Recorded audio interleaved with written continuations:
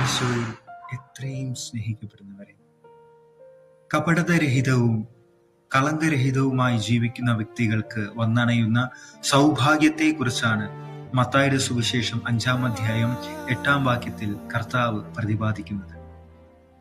ഹൃദയശുദ്ധിയുള്ളവർ ഭാഗ്യവാന്മാർ, അവർ ദൈവത്തെ കാണും.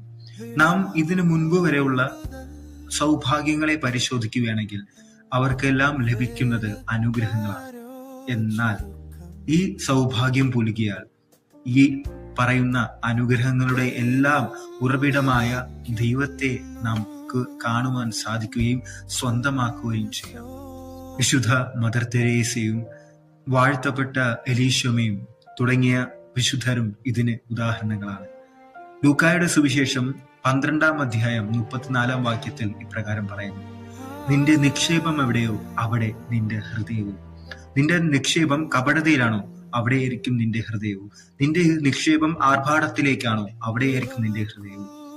നമുക്ക് ഇങ്ങനെ പ്രാർത്ഥിച്ചാലോ: ദൈവമേ, എൻ്റെ ഹൃദയത്തിൽ എല്ലാവരെയും സ്വീകരിക്കുവാനും എല്ലാവരെയും സ്നേഹിക്കുവാനും അങ്ങനെ അങ്ങയെ കാണുവാനും വാരി പുണരുവാനും ഞങ്ങളുടെ ഹൃദയത്തെ സജ്ജമാക്കണമേ എന്ന പ്രാർത്ഥനയോടെ ഒരുങ്ങി ആ സമ്മാനം ശേഖരിക്കുവാൻ നമുക്ക് തയ്യാറാകാം.